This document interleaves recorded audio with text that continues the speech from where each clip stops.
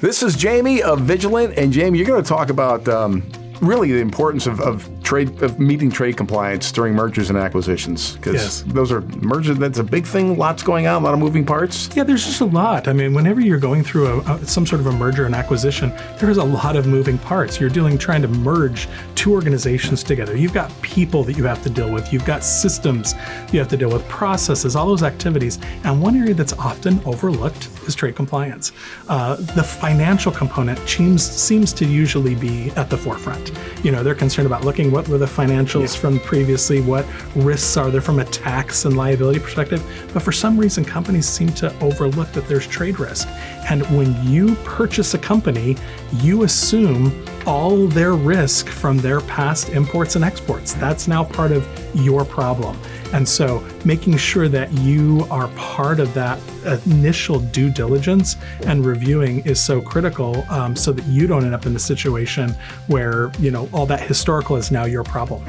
How do they go about reducing those risks, Jamie? The key thing is really working with whoever your, M&A team is within your organization, making sure that you are at the table, that you've met with your executive team to make sure that early enough as possible in the process. And again, each company's going to have a slightly different time frame and requirement, but work with that legal counsel as part of that M&A to determine when is the right point to put compliance into that piece, but that you're doing that appropriate reasonable care and due diligence of reviewing their overall import and export activities and making sure that you're on top of it.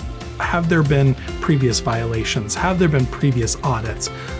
Running their ACE reports and looking and see what their business looks like.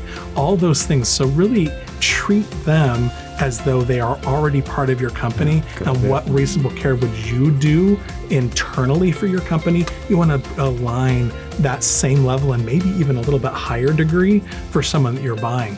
I think one of the risks that people fail to notice, and I've seen this throughout my career, is that people will acquire someone, they have skeletons in their closet that get found, but if the company's not proactive about that, the challenge is that now it exposes you.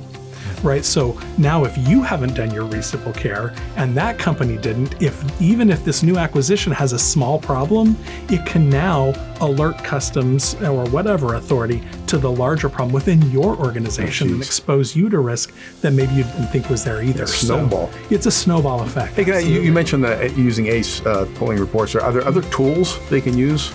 Yeah, I mean, there are plenty of auditing solutions outside of just ACE, but even just being able to use, solutions with some AI, or also just kind of some matching algorithms to be able to run those kind of reviews and determinations. So, Vigilant definitely has, audit programs that can help with those type of reviews. There are also many law firms and consulting firms out there that will do these kind of reasonable care reviews for you on your behalf. And sometimes because you're part of the company, you may not be able to get into that space, but an external third party might get access to that information, at least be able to do that review and give you a heads up of where the problems might be in advance.